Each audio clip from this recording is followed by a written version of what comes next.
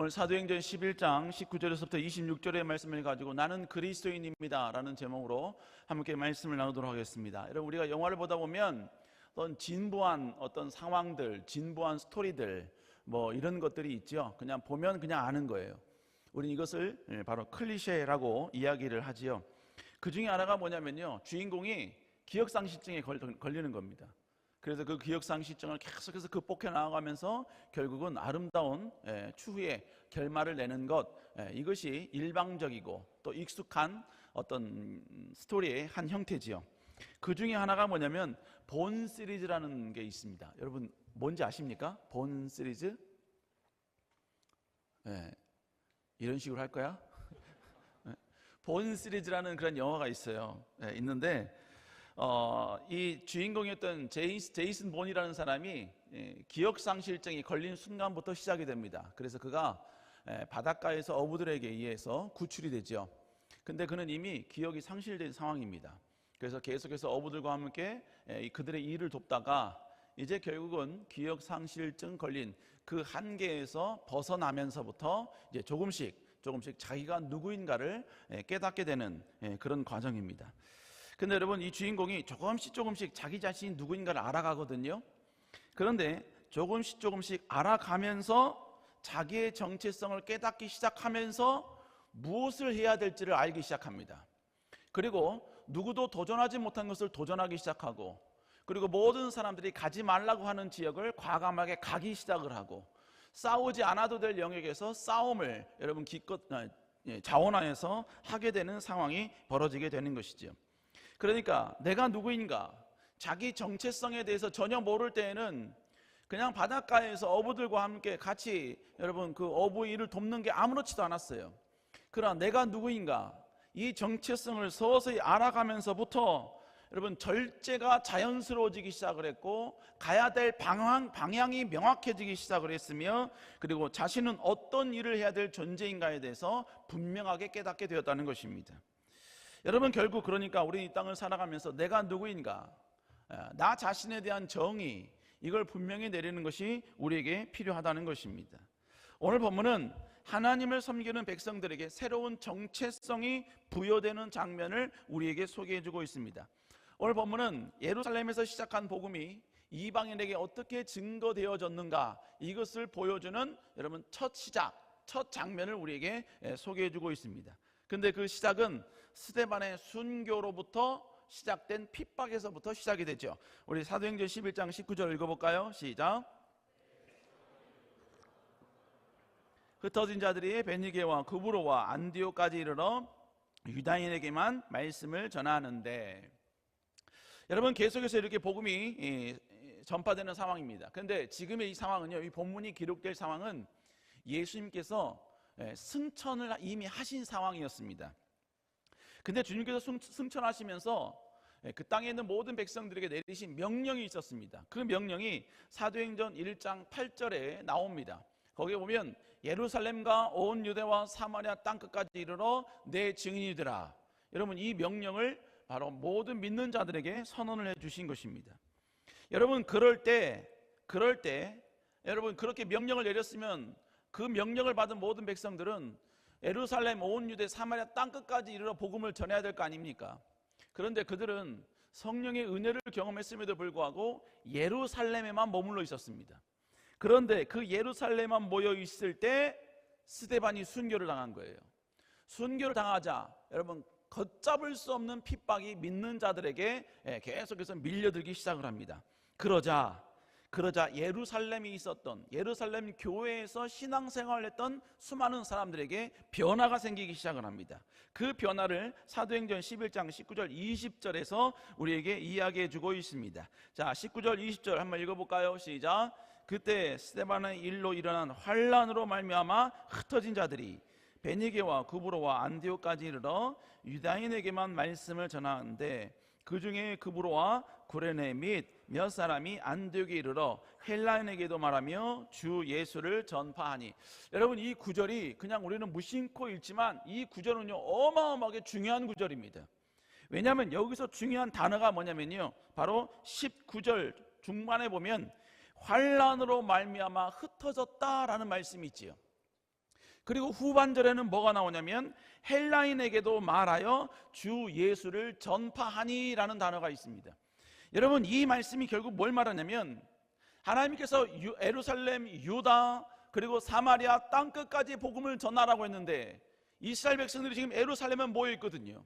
근데 이 스데반 집사의 핍박으로 말미암아 그들에게 고통이 오자 그들이 그때부터 흩어지기 시작했다는 거예요. 사마리아와 온 유대와 그리고 땅끝까지 그들이 여러분 계속해서 흩어져서 그 다음 본문에 보니까 헬라인에게도 복음을 전해졌다. 즉 이방인에게도 복음을 전파하는 이러한 놀라운 일을 그들이 행하기 시작했다는 의미인 것입니다. 결국 뭘 말하느냐? 지금 이들은 하나님께서 명령하신 그 명령대로 지금 순종하고 있었다라는 의미인 것입니다. 그런데 이렇게 흩어진 이스라엘 백성들이, 수많은 백성들이 주로 했던 일이 뭡니까? 사도행전 11장 19절 21절에 보면 공통적으로 나오는 단어가 있습니다. 우리 11장 19절 21절 한번 다시 볼까요?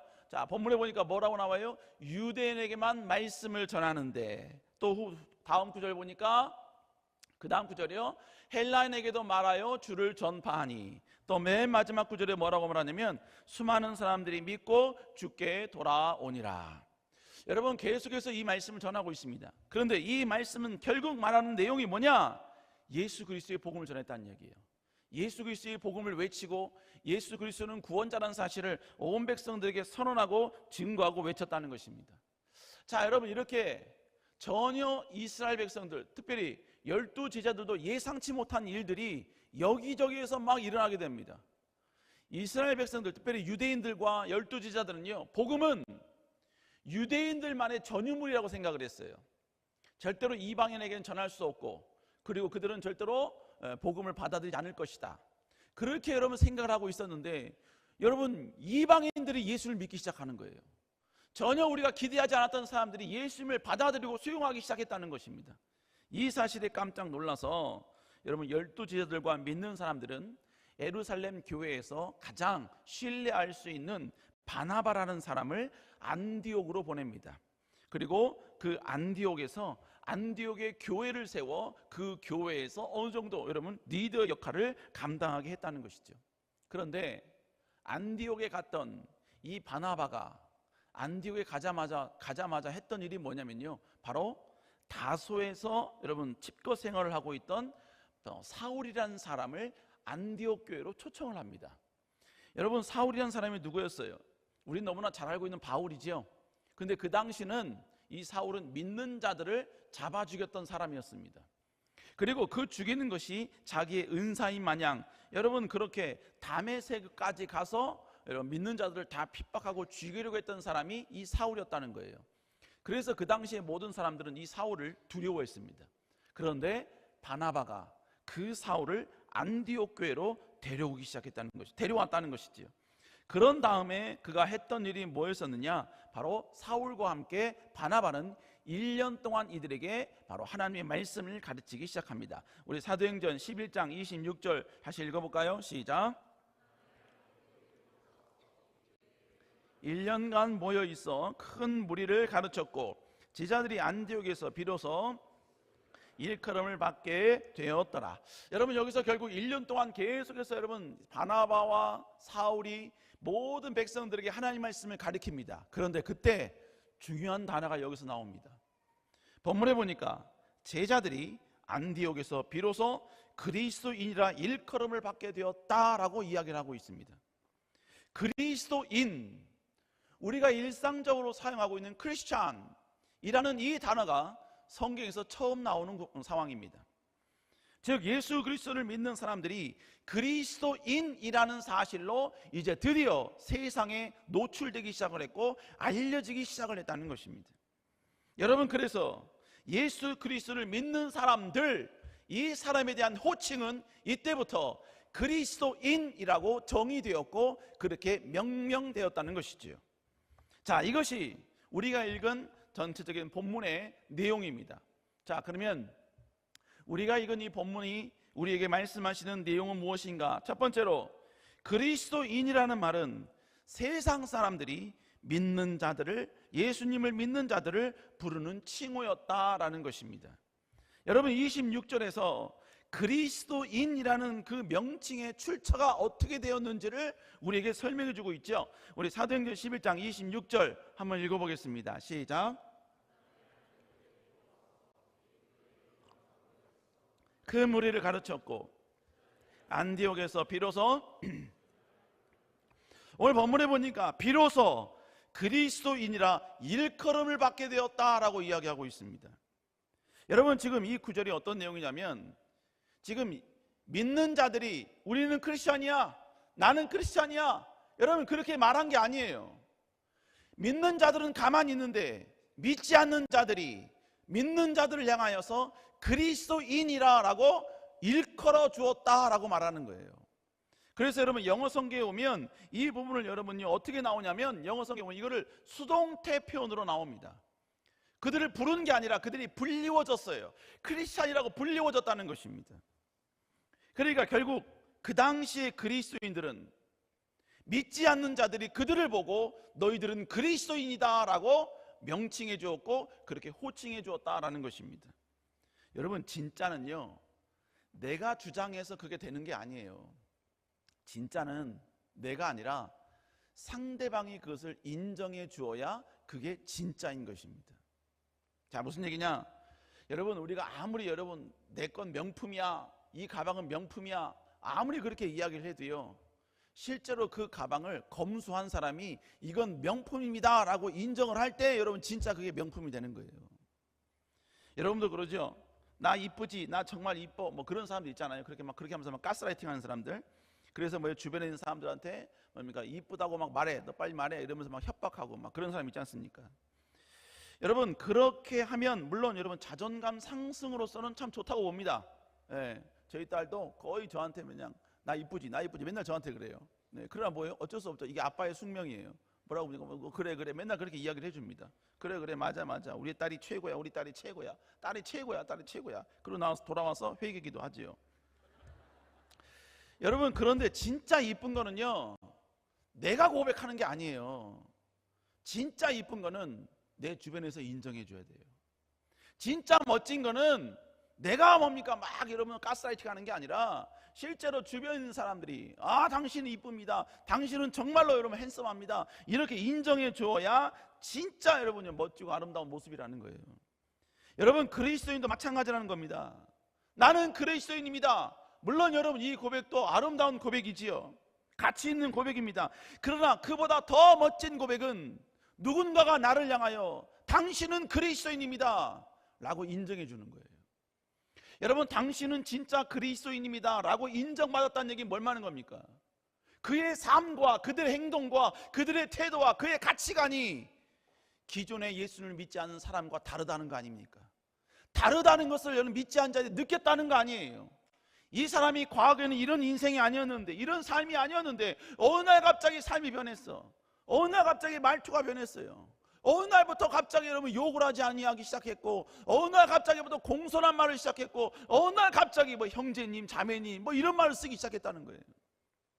여러분, 그러고 그의 삶과 행동, 가치관, 모든 삶의 태도가 바뀌어지는 걸 보자마자, 뭔가 다르다는 걸 느끼자마자 사람들은 그에게 너는 진짜 그리스도인 같다, 너는 진짜 하나님을 섬기는 것 같다, 네가 믿는 하나님, 네가 믿는 신은 진짜인 것 같다, 여러분 이런 고백을 할 수 있다는 것입니다.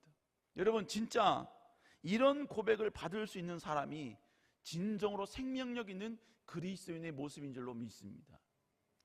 여러분, 제일 어리석은 게 뭐예요? 나는 그리스도인입니다 라는 것조차 말을 못하는 거죠. 근데 여러분, 진짜 여러분 멋진 것, 그 다음은 뭐냐? 내가 모든 사람들 앞에서 내가 그리스도인을 부끄러워하지 않는 것이죠. 그러나 더 멋진 것은, 나는 때로는 여러분이 상황 때문에 말하지 못했을지라도 내 주변에 있는 모든 사람들이 나를 향하여 너는 그리스도인이다, 너는 그리스도인, 진짜 그리스도인 같다 라는 고백을 해주는 것이라 이것이죠. 우리 사랑하는 청년 여러분, 여러분 가정에서, 여러분의 학교에서, 여러분의 직장에서, 그리고 가장 여러분이 리얼하게 나 자신이 드러났던, 나 자신을 알고 있는 여러분들의 친구들의 공동체 속에서 너는 진짜 그리스도인이다 라는 칭호를 받을 수 있는 여러분 될 수 있기를 다시 한번 주의 이름으로 축복합니다. 여러분 그렇다고 해서 두 명이 서로 짜고 내가 너 그리스도이냐? 너도 그렇게 짜고서 우리 서로 이야기, 여러분 그를 의미하는 게 아니죠.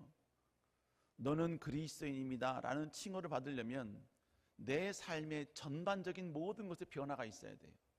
변화가. 하여간 여러분 그런 여러분 될 수 있기를 주 여러분 축복합니다. 두 번째로 여러분 그리스도인이라는 것은 그리스도의 말씀과 계명을 따르는 사람들이다 라는 의미입니다. 여러분 본문이 기록될 그 당시에 일반적인 룰이 있었어요. 어떤 룰이냐면 누군가가 어떤 무리와 어떤 공동체가 누군가의 논리와 누군가의 말을 따라가는 사람들을 그 공동체를 뭐라고 이야기했냐면 바로 아무개를 따르는 사람들 이렇게 이야기한 거예요. 여러분 BTS를 따르는 사람들 뭐라 그러죠? 뭐라 그래요? 다 알면서 왜 지금 여러분 이러세요? 여기서 암이라 그러면 뭐 하나님의 저주를 받습니까? 다 암이라 그러잖아요. 그럼 암이라는 말은 뭐가 담겨져 있는 거예요? 우리는 BTS를 따라가고 BTS를 사랑하고 BTS를 어떻게 보면 추앙하는 그런 공동체입니다 라는 의미가 그 안에 담겨져 있잖아요. 여러분 그 당시는 그렇게 여러분 암이 이런 식으로 있는 게 아니라 그 사람의 이름을 붙여서 그 사람을 따르는 사람들이라는 그런 사회적인 문화가 있어요. 그렇게 칭호하는 문화가 있었어요. 그래서 그 당시에는요 헤롯가에 충성하는, 헤롯 가문에 충성하는 사람들 무리가 있었대요. 그런데 그 무리들을 뭐라고 말했냐면 헤롯을 따라가는 사람들이라는 의미로서 바로 헤로디안이라는 단어를 사용했다는 것입니다. 마찬가지입니다. 그 당시 사회 풍조가 그랬듯이 일반인들이 예수님을 따라가는 사람들, 그리스도를 따라가는 사람들을 지칭했던 말이 뭐냐면 그리스도인이었다라는 것입니다. 그러니까 당시에 믿는 사람들이 그리스도인이라는 일컬음을 받고 칭호를 받았다라는 말은 뭘 말하느냐? 그들은 믿지 않은 사람들의 눈에 보았을 때도 저 사람들은 예수님의 말씀을 따르는 사람들이다, 예수님의 논리와 예수님의 철학과 예수님의 어떤 사고방식을 따라가는 사람들이다 라는 그 모든 것들을 볼 수 있었다는 것입니다. 여러분 그러면 어떻게 그들이 예수님의 말씀대로 순종할 수 있었는가? 여러분 오늘 본문이 기록될 그 당시는요 신약 성경이 없었습니다. 예수님의 말씀을 그들이 알 수 있는 방법이 없었어요. 그런데 어떻게 그들이 예수님의 말씀대로 따라갈 수 있었는가? 오늘 본문은 그 이유를 우리에게 설명해 주고 있습니다. 우리 사도행전 11장 26절 다시 읽어볼까요? 시작. 안디옥에 데리고 와서 제자들이 안디옥에서 비로소 그리스도나 일컬음을 받게 되었다. 본문에 보면 둘이 교회에서 안디옥에 모여든 수많은 큰 무리들을 가르치기 시작했다는 것입니다. 하나님의 말씀으로 가르치기 시작했다는 거예요. 예수 그리스도께서 전하신 그 말씀을 1년 동안 그들에게 계속해서 지속적으로 가르치기 시작했다는 거예요. 그런데 이들이 그 말씀을 받아 듣고 그 말씀대로 그들의 삶을 바꾸기 시작했다는 것입니다. 여러분 안디옥은 전혀 복음이 전해지지 않은 지역이었습니다. 다른 말로 이야기하면 로마에 점령을 당했고 점령을 당한 지역이었고 그곳에는 황제 숭배 수상뿐만 아니라 여러 가지 우상들을 섬기는 그러한 도시가 안디옥이었습니다. 그렇기 때문에 그들은 여러분 어떤 쾌락적 삶, 즐기는 삶, 여러분 그런 것이 일반이었던 사회가 바로 안디옥의 문화였다는 것이지요. 그렇기 때문에 이 안디옥 사람들은요 무엇이 진리인지, 무엇이 성결인지, 무엇이 거룩인지 여러분 그들에게는 절대 기준이 없었습니다. 죄에 대한 명확한 기준이 없었어요. 타락된 삶을 살아도 누구 하나 그것에 대해서 지적하는 사람이 없었습니다. 왜? 기준이 없으니까. 모두가 다 그 죄를 범하고 있으니까. 그러니까 타락된 삶을 사는 것이 자연스러웠어요.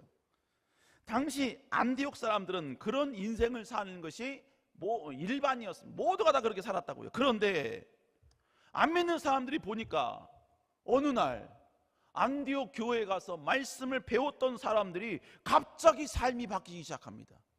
어제 나와 똑같이 여러분요 타락된 인생을 살았던 사람이 갑자기 여러분 나는 이제 더 이상 그런 인생을 살지 않겠다고 선언하는 거예요.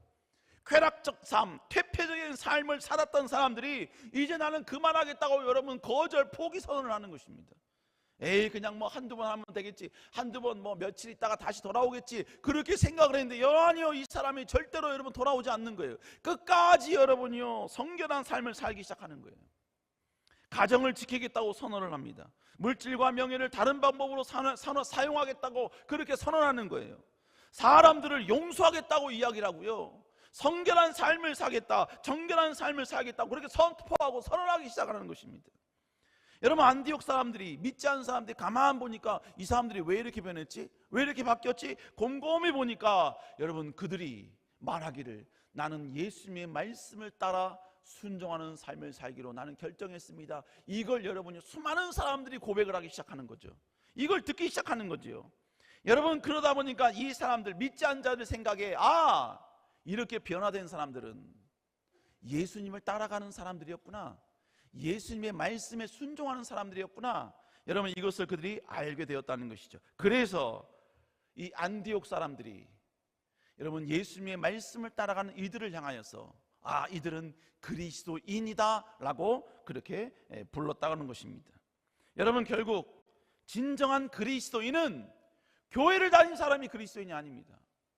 진정한 그리스도인은 제일 먼저 예수 그리스도를 나의 구주로 영접한 사람입니다. 그리고 여러분, 그렇게 영접한 사람이 하나님의 말씀과 계명대로 살아가려고 노력하는 사람, 말씀에 따라 자신의 삶의 변화를 일으키는 사람, 100% 변화를 일으킬 수 없을지라도 내 삶 가운데 여러분 조금일지라도 말씀 때문에 여러분 내 삶에 작은 균열이 생기고 작은 변화가 생기는 사람, 그 사람이 진정으로 그리스도인이다라는 것입니다.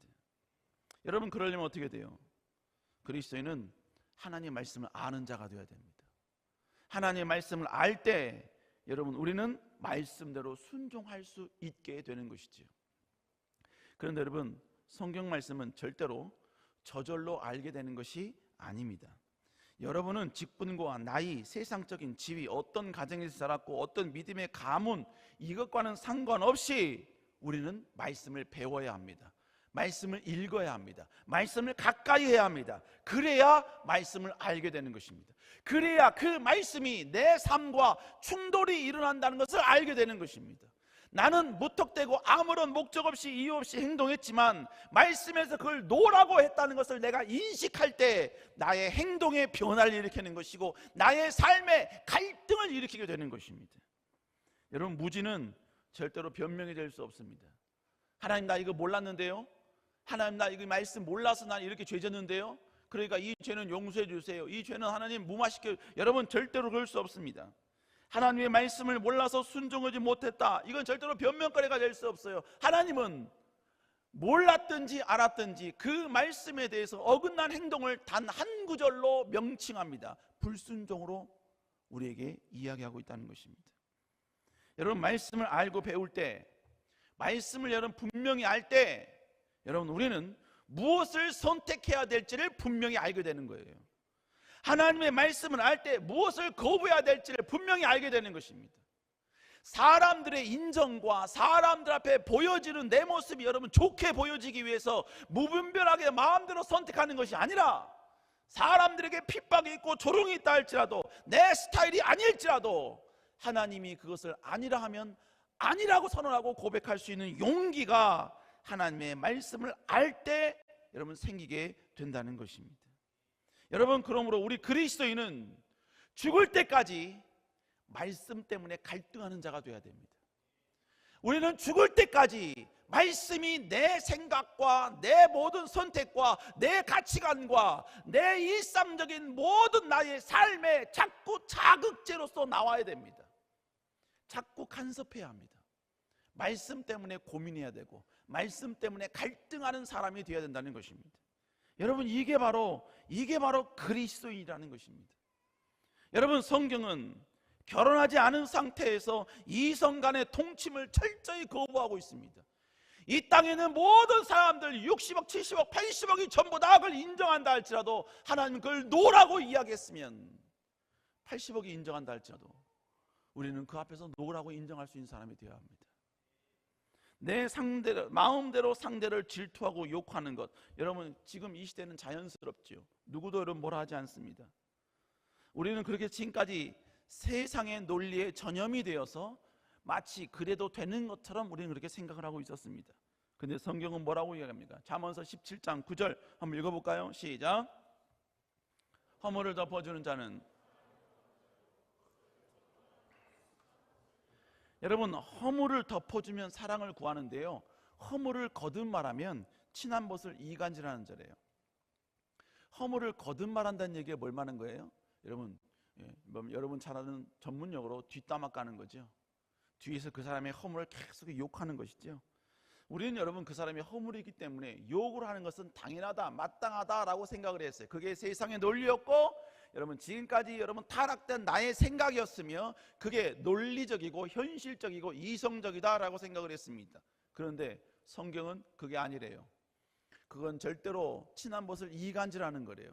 그러면 여러분, 상대방의 잘못을 거듭 말하려는 욕구가 내 안에 있을 때, 100번의 욕구가 있을 때 단 한 번이라도 이 말씀 때문에 자제하고 조절할 수 있는 사람이 돼야 된다는 것입니다. 또 여러분, 우리는 남을 미워하는 것 당연한 것이라고 이야기를 하죠. 왜 미워합니까? 미워할 수밖에 없는 미운 짓거리를 했기 때문에 그런 거 아닙니까? 여러분, 그럼에도 불구하고 성경은 뭐라고 이야기합니까? 요한일서 3장 15절 한번 읽어볼까요? 시작. 미워하는 자마다 살인한 자니 살인한 자마다 영생이 그 속에 거하지 아니한 것을 너희가 아는. 형제를 미워하는 자마다 살인하는 자네요. 그러니까 여러분, 미워하는 건 우리의 자유예요. 그러나 그 자유를 하나님의 말씀 때문에 포기할 수 있는 자가 되어야 된다는 것입니다. 여러분, 그래서 성경은 뭐라고 이야기합니까? 원수를 사랑하라 라고 말씀하고 있죠. 원수를 어떻게 사랑합니까? 그러나 사랑하라 라고 말씀하고 있어요. 우리 옆 사람과 인사할까요? 사랑합니다. 그 말의 의미가 뭔지 모르네요. 원수를 사랑하라 했잖아요. 그래서 여러분들은 주변에 있는 사람을 사랑한다는 말을 정말 많이 해야 돼요. 여러분, 결국 우리가 살아온 우리의 모든 패턴, 이 세상이 말하는 그 모든 어떤 도덕의 기준과 가치들, 삶의 여러분 판단 기준들, 여러분 우리는 거기에 전염되는 것이 아니라 전염된 우리 자신을 말씀으로 새롭게 여러분 스위칭 시키고 새롭게 여러분 바꾸고 여러분 리플레이스 시키는 그러한 모습, 그러한 도전, 그러한 열정, 그러한 여러분 자기 부인, 그러한 여러분 뜨거운 여러분 자기 싸움, 이게 있을 때 성경은 그리스도인이라고 명칭될 수 있다라고 우리에게 이야기하고 있는 것입니다. 또는 우리는 보면 우리 청년들 그런 것 같습니다. 교회에 오면 우리 청년들은 거의 천사가 돼요. 보이지 않지만 양쪽 어깨에서 아름다운 날개가 착 나오는 것 같습니다. 그래서 언어와 그리고 모든 행동이 너무나 아름답습니다.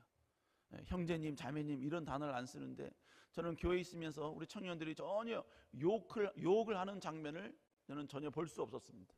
심지어 여러분 교회 바깥을 나가면 여러분 존나라는 말을 너무 쓰죠. 그냥 일반적으로 쓰죠. 그죠? 그러나 여러분 교회 안에서 여러분 이 단어를 사용하는 청년을 좀 못 봤어요. 혹시나 옛 자아에 의해서 여러분 자연스럽게 이 단어가 나와도요, 제 앞에서 하면요 애들이 막 안절부절 못합니다. 엄청난 큰 걸 마치 들킨 것처럼 안절부절 못해요. 근데 희한하게요, 청년 예배 끝나고 예수님 동상을 딱 벗어나면요, 그걸 벗어나는 순간 그때부터 옛 자아가 나오기 시작하면서요, 아까 그 단어는 그냥 일상적인 언어가 되는 것이죠. 여러분, 그런데 성경은요, 교회에서 우리가 선한 자가 되라라고 말하지 않습니다. 성경 우리가 뭐라고 말씀해요? 마태복음 5장 13절 읽어볼까요? 시작.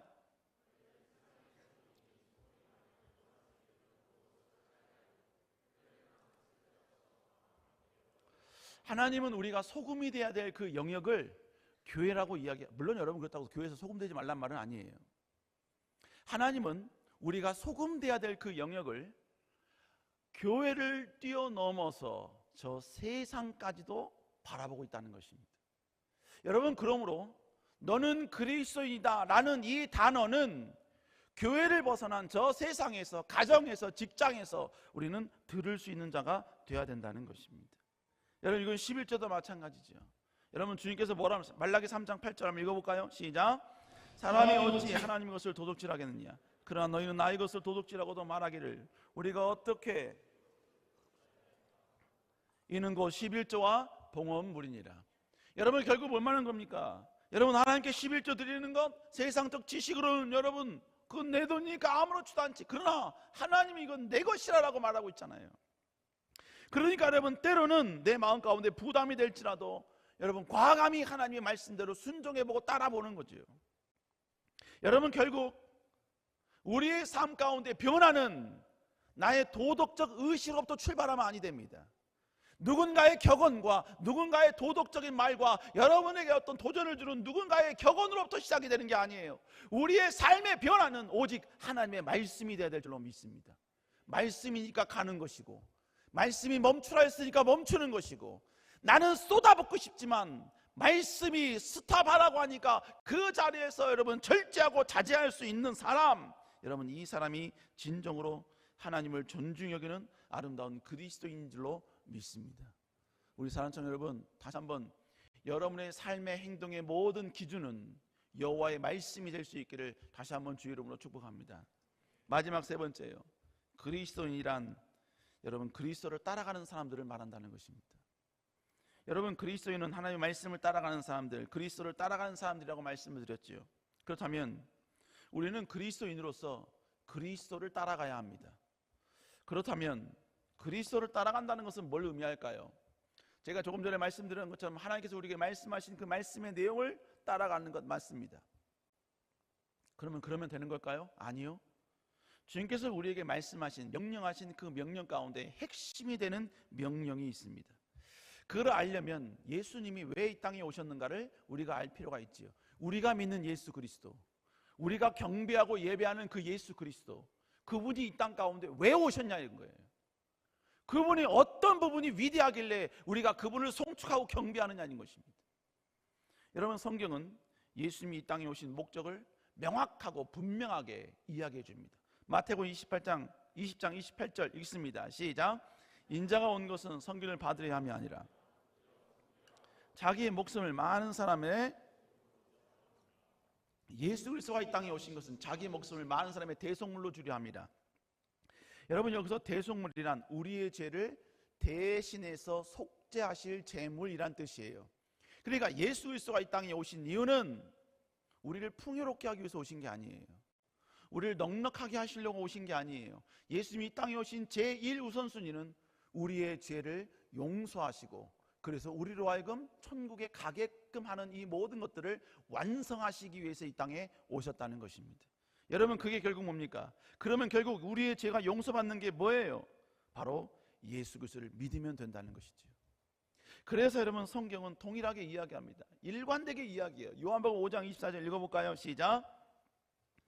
진실로 진실로 너희에게 이르노니 내 말을 듣고 믿는 자는 영생을 얻었고 심판에 이르지 아니하는 사망에서, 너희가 내 말을 듣고 나 보내신 이를 믿는 자는 영생을 얻었다는 거예요. 심판에 이르지 아니한다는 게 사망의 생명으로 옮긴다는 것입니다. 여러분 그러므로 우리는 예수 그리스도를 나의 구주로 믿어야 할 줄로 믿습니다. 그 믿음이 우리를 아름다운 천국으로 인도하게 되는 줄로 믿습니다. 아멘. 아멘. 우리 옆 사람과 인사합시다. 천국에서 꼭 봅시다. 지옥에 가면 안 됩니다. 예수를 믿어야 당신 천국 갑니다. 여러분 다시 한번 꼭 그럴 수 있기를 주의 이름으로 축복합니다. 저 먼저 가 있을 테니까 오시기 바랍니다. 근데 여러분 예수님이 이렇게 구원해 주신 걸로 끝났느냐? 우리를 구원받게 해주신 걸로 끝났느냐? 아니요. 주님께서는 구원받은 자가 해야 할 일을 명령을 해주셨습니다. 그 명령이 뭐냐? 마태복음 28장 19절 20절 말씀입니다. 여러분 지옥 갈 거 생각하니까 혹시나 그래서 불안해서 그런 거 아니야. 자 28장 19절 20절 한번 읽습니다. 시작. 아버지와 아들과 성령의 이름으로 세례를 베풀고 내가 너에게 분부한 모든 것을 가르쳐 지키게 하라. 볼지어다 내가, 여러분 먼저 민족을 제자로 삼으래요. 그리고 그에게 세례를 주래요. 그리고 다시 지키게 하래요. 그럼 뭘 지키게 하는 겁니까? 다시 믿는 자들을 구원하라는 거예요.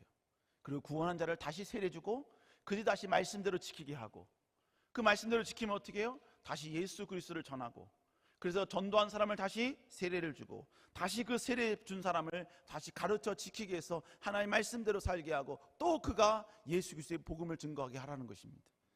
여러분, 그러니까 우리는 예수 그리스도가 이 땅에 오시는 그날까지 여러분, 잃어버린 자를 데리고 와서 세례를 주고 가르쳐 지키게 하고, 그가 다시 복음을 전하게 하는 이 사이클을 우리는 죽을 때까지 해야 합니다. 이 일에 우리는 전심전력으로 해야 한다는 거예요. 뿐만 아니라 주님께서는 승천하시면서 우리가 복음을 전해야 될 그 영역까지도 우리에게 명령을 해주고 계십니다. 그 영역이 뭐냐? 사도행전 1장 8절입니다. 한번 읽어볼까요? 시작. 오직 성령이 너희에게 임하시면 너희가 권능을 받고 예루살렘과 온 유대와 사마리아 땅까지 이르러 내 증인이 되리라. 내 증인이 되라는 얘기 뭘 말하는 겁니까? 예수 그리스도는 구원자이십니다. 이걸 전하고 선포하는, 경험하는 자가 되라는 이야기예요. 그걸 여러분 외치는 자가 되라는 이야기입니다. 여러분, 그러므로 우리는 예루살렘과 온 유대와 사마리아 땅끝까지 이르러 예수 그리스도의 복음을 전하는 자가 되어야 될 줄로 믿습니다. 여러분, 결국 이 모든 일들은 우리가 반드시 해야 한다는 것입니다. 여러분, 그러므로 여러분들은 마지막 죽는 그날까지 진정한 그리스도인이라면 여러분의 입술을 통해서 예수 그리스도는 구원자라는 사실이 다른 누군가에게 전달되어지는 경험을 하는 자가 되어야 됩니다. 여러분을 통하여서 믿지 않는 자가 최소한 여러분을 통하여 단 한 명일지라도 주 앞에 나와 그가 세례받는 이 놀라운 기적과 능력을 체험하는 자가 되어야 됩니다. 더 다른 식으로 이야기한다면 여러분들은 여러분 인생 가운데 예루살렘과 유대와 사마리아 땅끝까지 이르러 예수 그리스도는 구원자라는 이 사실을 전할 수 있는 자가 되어야 된다는 것입니다. 여러분, 그래서 우리 청년부는 주님께서 말씀하신 이 명령에 순종하여서 우리는 예루살렘을 친구 전도로 적용을 했습니다. 그래서 우리는 매년 우리는 전도 축제, 위드 축제를 진행하지요. 그 다음에 여러분, 온 유대, 이 유대는 예루살렘보다 더 큰 범위이기 때문에 우리는 단국대 전도, 이걸로 우리는 정의를 했습니다. 그래서 우리는 계속해서 나래 11조를 통해 계속해서 복음을 전하고 있습니다. 여러분, 지금 나래 11조에 거의 100여 명이 여러분 신청하여서 여러분 월요일서부터 토요일까지 계속 여러분 자기의 시간, 남는 시간에 나와 저 단국대에서 복음을 전하고 있습니다. 기숙사 섬김이라고 해서 화요일과 목요일에 복음을 전하고 있습니다. 여러분, 이번 주 화요일 목요일에 우리는 커피차를 몰고 단국대 가서 거기서 복음을 전하려고 합니다. 핍박이 있을 수 있습니다. 조롱이 있을 수 있습니다. 그러나 여러분, 그리스도인은 예수 그리스도 때문에 핍박받는 것이 멸류가 아니고 축복인 것입니다. 여러분, 이걸 알기 때문에 나아가는 것이지요.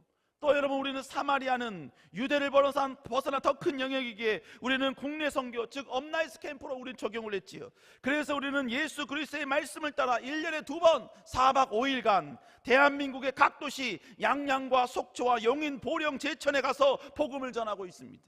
여러분, 또한 영사 모임이 정기적으로 서울과 수원 인근 교회를 여러분 계속해서 가면서 복음을 전하고 있지요. 그리고 마지막 땅끝 선교하라는 이 말씀에 우리는 순종하여 더 큰 영역에서 우리는 해외 선교를 하고 있습니다. 청년부는 매년 필리핀, 인도네시아, 말레이시아, 태국, 미얀마, 캄보디아에 가서 복음을 전하고 있습니다. 여러분, 가면 쉽지 않습니다. 캄보디아에 가서 여러분 청년 2명이 탈진하여 쓰러졌습니다. 여러분, 말레이시아 가서는 한때 여러분 노천과 같은 여러분 땅에서 잠을 잤고 맨바닥에서 여러분 잠을 잤어요. 여러분, 그때 살짝 돌아간 입이 아직 안 돌아오고 있어요. 어떤 청년은 선교지에서 말라리아 걸린 적도 있었습니다. 여러분, 저도 인도네시아 가서 오한이 걸려 이틀 동안 여러분 벌벌 떨면서 여러분 그 추위와 싸웠어요. 야, 여기서 죽는구나 했습니다. 여러분, 그럴지라도 이렇게 해외 선교가 험난하다 할지라도 여러분, 그럴지라도 우리는 해외 선교 계속 갑니다. 올 여름에도 갈 것이고 내년 겨울에도 갈 것이고 또 내년 내후년 주님이 오시는 그날까지 우리는 해외 선교 갈 것입니다. 왜요? 우리는 주님의 명령을 지키는 그리스도인이기 때문입니다. 가고 싶어서 가는 게 아닙니다. 즐기고 싶으려고 즐기기 위해서 가는 게 아닙니다. 여러분, 하나님의 명령이니까 가고 싶지 않지만 가는 것입니다. 가면 힘들지만 가는 것입니다. 가기 위해 모든 희생을 해야 되지만 그럴지라도 그 희생을 감당하겠다는 것입니다.